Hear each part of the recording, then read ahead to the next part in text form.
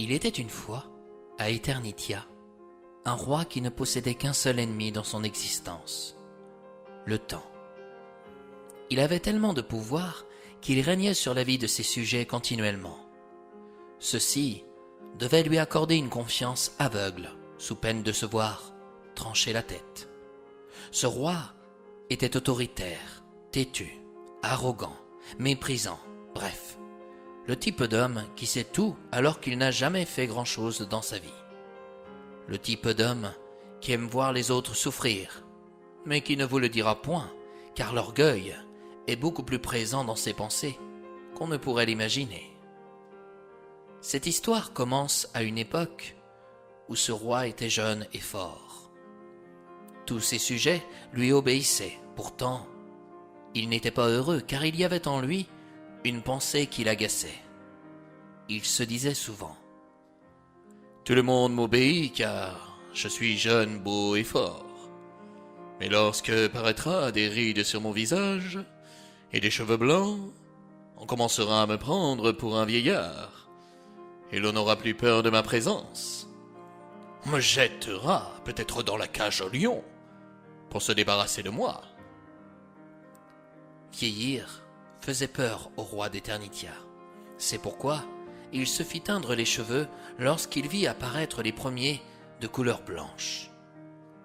Régulièrement, on lui massa le visage et le corps avec des pommades pour qu'il puisse garder une apparence jeune. Un beau jour, il fit venir Antoine. C'était son plus proche et fidèle serviteur. Il remarqua qu'il avait des rides et des cheveux blancs. Il se dit à lui-même « Pourquoi fais-je tous ces efforts? Pour garder ma jeunesse en moi. Mes serviteurs sont nés en même temps que moi. Nous avons grandi ensemble et sur leur visage, on peut lire mon âge. Je dois radicalement corriger cela. » La fidélité et la proximité d'Antoine à l'égard du roi ne changea rien pour lui. Dès le lendemain, le roi fit couper la tête à tous les serviteurs qui paraissaient vieux. Certains préférèrent quitter le royaume rapidement. La folie du roi devenait cruelle, voire meurtrière. Le lendemain, dans le royaume, une coursive fut distribuée à chaque éternitien. Le roi souhaitait embaucher que des serviteurs jeunes et vaillants comme lui. Il déclara qu'il laissait 3 jours à tous les individus qui possédaient des cheveux blancs pour quitter le royaume. Au-delà, ils se verront couper la tête. Toutefois, parce que le roi est bon et généreux, il propose au jeune homme de sauver la vie de leur père en allant repêcher un vase tombé au fond d'un lac. Un objet que l'on nomme le vase de l'éternité. En apprenant cette nouvelle, nombreux sont ceux qui quittèrent le royaume au point d'en créer des embouteillages à la sortie de celui-ci. D'autres, plus audacieux, se présentaient au palais pour tenter d'acquérir le vase au fond du lac.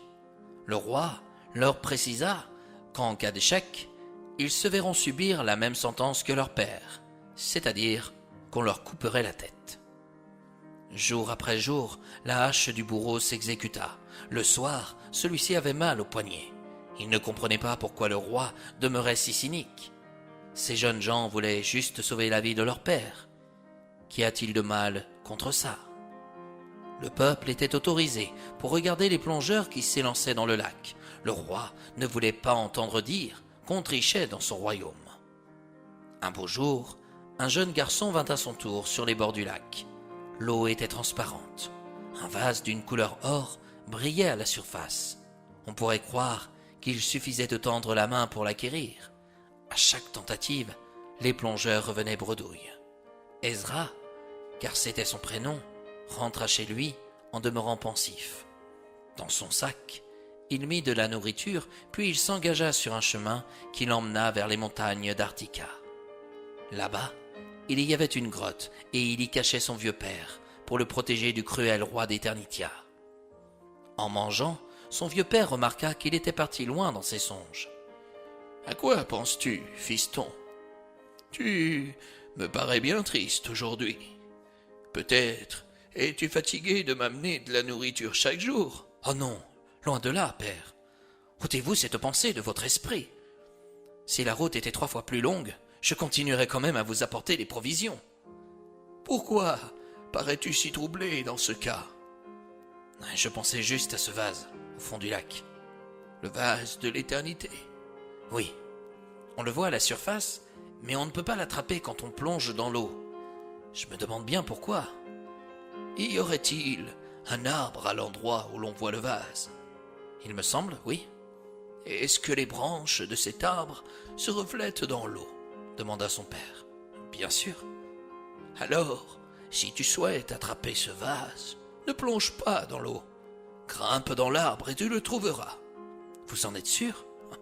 Si tu souhaitais saisir une branche de l'arbre, irais-tu plonger? Ah non. Et il en est de même pour le vase. Ce que les plongeurs essayent de ramener sans succès, c'est son reflet. Or, celui-ci ne s'attrape pas. Ah, vous êtes un génie, père. Comment avez-vous l'expérience? Coupa-t-il.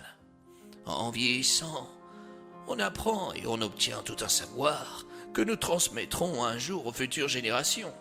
Ah, si seulement le roi pouvait penser comme vous.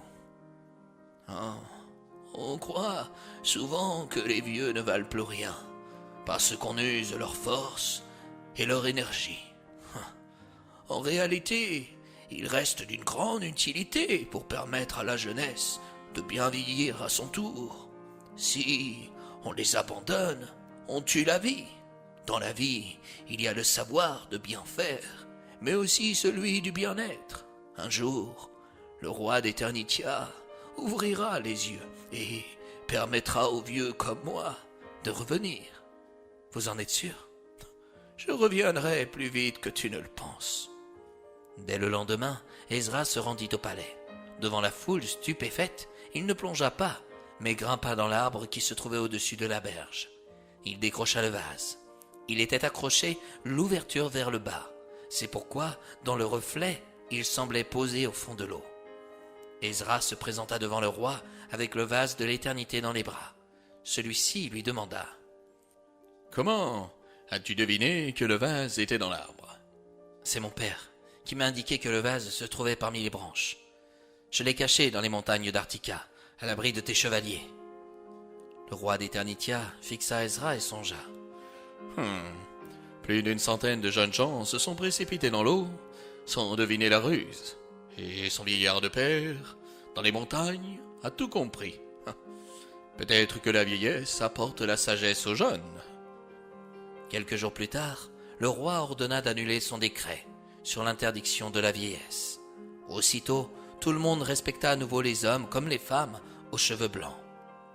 Et c'est ainsi, chers amis, que mon histoire se termine. Vous comprendrez par celle-ci qu'il n'y a point besoin d'avoir peur de vieillir.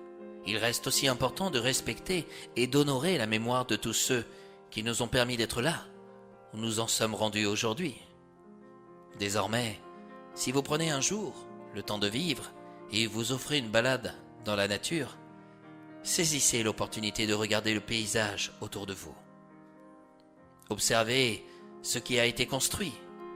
Imaginez comment ceci a pu être fait et songez aux moyens ridicules, à côté des nôtres, qui ont été utilisés pour les créer. Souvent, quand je passe sur un pont, je me dis que ceux qui résistent le plus sont les ponts qui ont été faits avec la sueur du front des hommes et leur savoir-faire.